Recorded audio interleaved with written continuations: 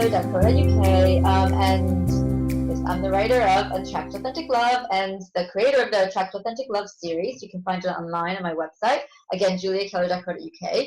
And as you know, I've recently moved to being more holistic in my work, so I don't call myself a love coach anymore. I'm now a holistic therapist, and part of the change also includes kind of this a lot of collaboration. We've always done collaboration, and our business has always succeeded and grown based on collaboration with some really cool people out there, which is for me one of the funnest things about doing what I do is you meet tons of cool people. But now we're collaborating on a bigger scale, and we're really looking at these three areas that we're focusing in on in 2018 and probably forever, to be honest. And that's to do with wellness, confidence, and connection. So it's really about helping people to be well, to feel well, to look well, to have confidence, to basically love themselves better, to have that self-love that helps them then have the confidence to meet other people, to stand up in front of a room, to get over their social anxiety, and then to move to connection. So the connection bit is really about being vulnerable, opening yourself up, and creating the really strong connections that you need for true authentic love. So you really can't have one without the other. It's really a trilogy that needs to work together. So before anything else, I want to know kind of what do you call yourself? And or if you want to just give people a tagline to how to understand what you do, because it is so interesting. It's so different. Hi, everyone. So my name is Will Greenhouse, and I've got a business called Change on Demand now. I spent up until recently sort of 10 years as a web designer, and then just decided that I needed to change my life and get started really in the area that was most interesting to me, which was finding different ways to help people improve their lives. So I created Change on Demand. And the title I give myself is Change Coach. Love it. And what that encapsulates is that I work with people and I allow them two forms of change that they can choose from, either change work for problems and issues that they may encounter, whatever it may be. And my focus on this is actually removing chronic pain, or showing people how to do that. Which is very interesting because people come in and they may have had some form of chronic pain for years, and then the aim of the session is that they walk away pain-free, and it's all work with the unconscious mind. Amazing. Is this something you do in person, or do you do this on Skype? You know, how do people work with you? I can do it either on Skype or face-to-face. Okay. Doesn't really matter. As long as I can see them to calibrate what they're doing and I can see what the responses are, then I can gauge what to do. Okay. It's quite versatile. And the other area that I deal with is generative change. So that's helping people move in the direction of where they want to go to. To be honest, it's all about generative change, because sometimes it takes people to let go of the stuff that holds them back to really start developing themselves into wellness, and then that moves them on really more at a spiritual level, because really that's, from what I can see from all of this, that's really what they want, whether they realize it or not, is finding themselves. I couldn't think of anything more spiritual than that. Absolutely, completely. So tell us a little bit more about how you do this, because it sounds very, sounds very challenging. I mean, it's, different kind of work. Is this by talking or by kind of channeling into their energy that you manage? Well, for the pain work that I do, I use a methodology called Old Pain to Go, which I learned sort of part way through last year, and then I decided this is really interesting. I'm going to really focus on that for the core business to get going. And so what I'll do is I'll just speak to the person, listen to their story, ask them about what happened, find out really the story behind why they keep the pain. Because it is a story. And for most people with chronic pain, there's what happened. What happened in the past happened in the past. Mm-hmm. And if they've got a chronic condition, and most of these people have just been written off by the doctors and just given painkillers, Mm-hmm. the pain that they have does not serve them. So what's really interesting about the process is that I have a conversation with them, and I know Mm-hmm. full well that their unconscious minds are listening to the conversation.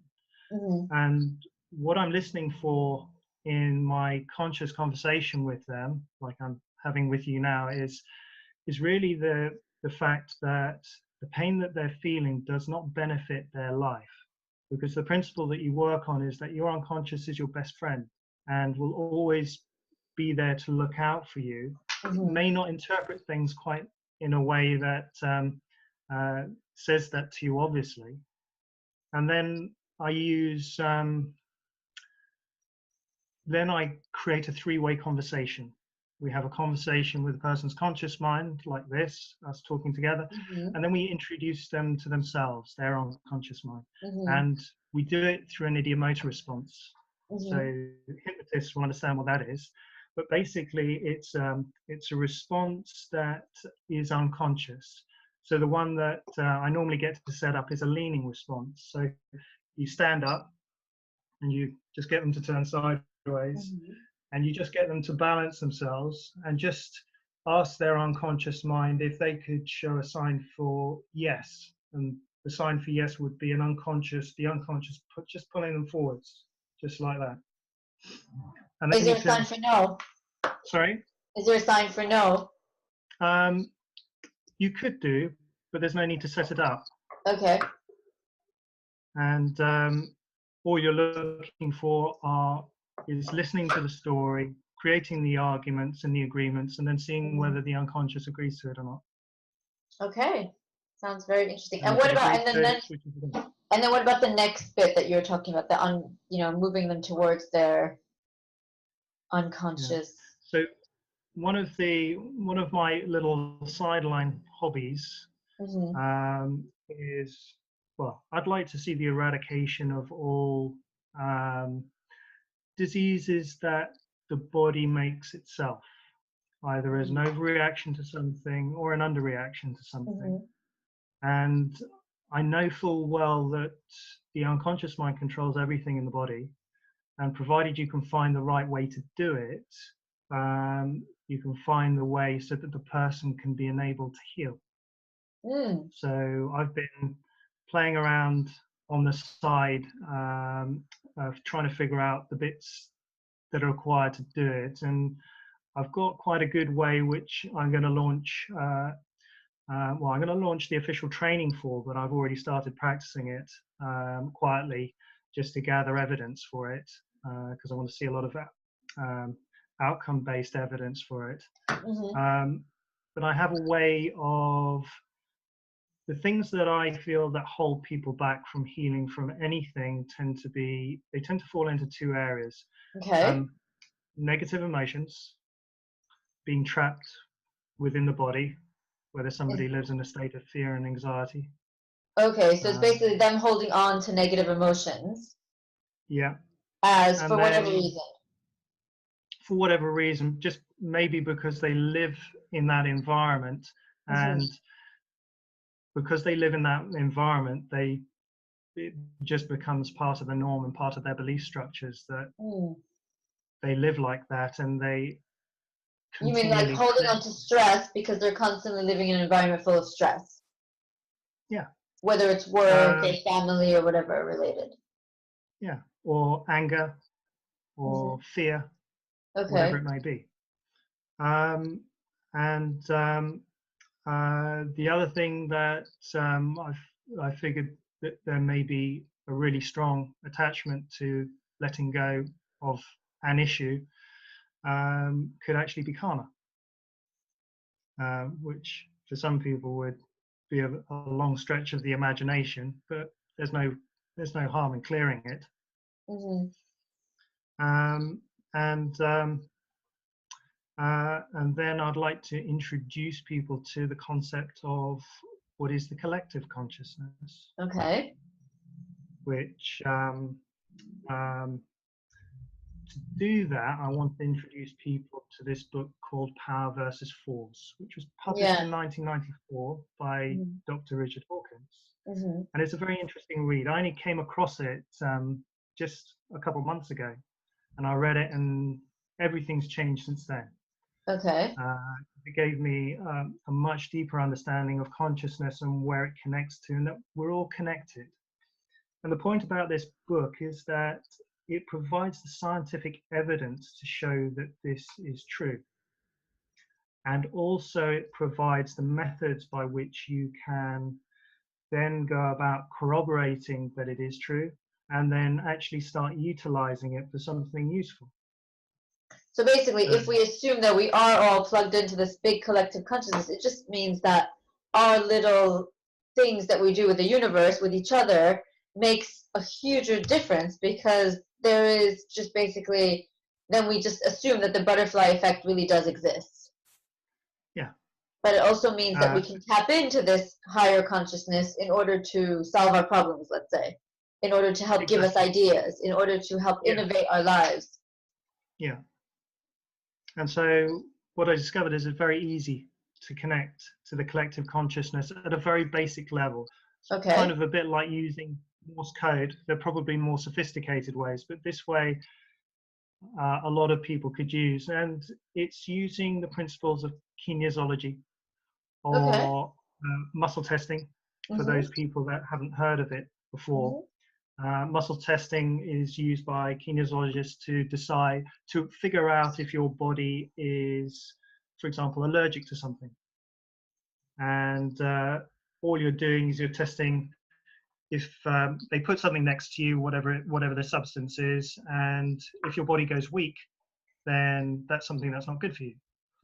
If your body gets strong, it's something that is good for you. But that goes a step further, because that's speaking directly to your unconscious. And what this Dr. Hawkins realized was that actually you can use this to connect directly through to the collective unconsciousness. And pretty much you could ask it any type of question, and you've got to be very clear about your questions. Right. And you can get a yes or no answer to them, or a true or false. And you could ask anything about anybody, provided you're allowed to, because you have to ask permission before you ask the questions. Anything about anyone? Yeah. Wow, that's pretty powerful. And everything. So give me an example of this, of having used this. Give me, some kind of example, because this is pretty cool. This is.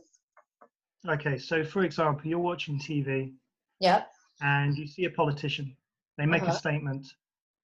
And when you get skilled at this, and it does take a bit of skill and you have to understand how to use it, but it is very simple to learn.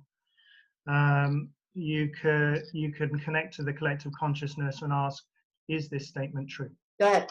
Okay, we're doing a live demo. So we're going to do a live demo. And so I've got 4 little questions. They're just fun questions. Okay. So here is a statement. And what I'm going to do is I'm going to ask you to test whether it is true or false. Okay, so I'm doing this myself now. Yeah, so here's how you do it. And I'll just talk you through it as you do it. So you say, permission to, just set your intent to connect with the collective consciousness, and then just ask permission to ask the question. So I would like to connect to the collective consciousness. Do I have permission to ask these questions? Okay, nice and tight. Okay, so the statement I'm holding in my hand now, is it true? Okay. So all you do is, if you hold strong, it's yes. Okay. The statement. Oh, I'm not even. That's it. I don't even know what the statement is. Well, no, that's the point. The collective consciousness knows. So I'm asking the collective consciousness if the statement you have is true. Yeah. By the way, guys, this is Will. So if this doesn't work, it's him. It's not me. Well, no, it doesn't matter. This is your first time at playing with it. Right. And I you have have not permission to calibrated fail or know spectacularly. exactly what I'm doing, but hey, let's give it a try. Okay, is the statement It's a that learning Will is experience. holding in his hand, is it true or is it false? So if it's true, it holds strong. Yeah. And if it's false, okay, is the statement so I'm just asking if it's true. If the statement he's holding in his hand's true, okay, it's holding strong. Okay. Okay, what's the statement? So the statement I had in my hand is, you cleaned your teeth this morning. Oh, okay, that's an easy one. It is true. Are all your statements going to be easy like that and true, assuming that the person on the other end does not know what they're doing? Okay. So, second statement. Second statement. True. Okay. Is the second statement that Will is holding in his hand true? Yes. Okay. Nice, easy one. You drink water. See, they're all going to be true. These seem a bit biased, no? Okay. Okay. A little more difficult, this one. Yeah. This is a number between 0 and 100. Okay. What's the number? Seriously? Yeah. How am I supposed to know? So the way that you do it is you go, is this number over 10? Is this number over 20? Over 30? And when you get to the break point, I've not had a no. I've only had yeses. So ask for permission. That's what I'm doing. No. Is this number over 10? That's what I'm doing. Yeah. Is this number that he is holding in his hand over 10? Yes. Okay. Is it over 20? Yeah. Ah, actually. Okay, so it's between, I'm going to guess it's between 10 and 20. Because I just had that. Is it over 20? Opened. Okay. If this is wrong, like I said, this is Will. I am not a mind reader or paper reader. We have not planned this in advance. Is it over 15? Okay. Is it over 11? Oh, wait, we said it's between 10 and 15 now. Is it over 11? Yeah. Over 15. It said no over 15. It opened. Okay. Is it over 11? So this could be totally wrong. Is this over 12? No. So is it 11? No. Totally. Okay. So just failed. Okay. So what we're going to do, sometimes you need to clear your energy when you do this, and a good way to do it is to have a glass of water. But if you just tap your collarbone point and go ha ha ha ha ha, just like you're laughing. Ha ha ha ha ha ha. Ha ha ha ha. Okay, try again. Ha ha ha ha. Okay, well, are we assuming I was right with the, You're wrong. I was wrong with, is it higher than 15 then? I'm not saying. Oh my god, this is going to take forever. Okay. It's okay, we just do one more try. Okay. It takes practice. I might have to study this stuff myself. All right, is this number over 15? Okay, so now it's saying yes. Okay. Okay, so is it over 20? Still no. So it's between 15 and 20. Okay. Is this number over 16? Yes. Okay. Is it over 17? No. So are we talking 16? So you got one number right. Okay. 46? 46. Okay. I obviously need more kinesiology practice. Yeah. If it's important to you, you'll get more accuracy because you'll have more intent, and that does seem to have an impact on it. So okay. The last question is simply true or false. True or false? Much better than trying to pick a number. All right. Is this statement true or is this statement true? No. False. So it's false. So I wrote, Julia's favorite color is pink. Oh my god, that is totally false. It's not pink. There we go. My favorite is red for the record, by the way, guys. Not far from pink, but still not pink. Yeah. So we got 3 out of 4. Learning. Got to play with it. Yeah. And so the true test of this is when you've got 5 or 6 people independently answering the same. Right. When they're practiced,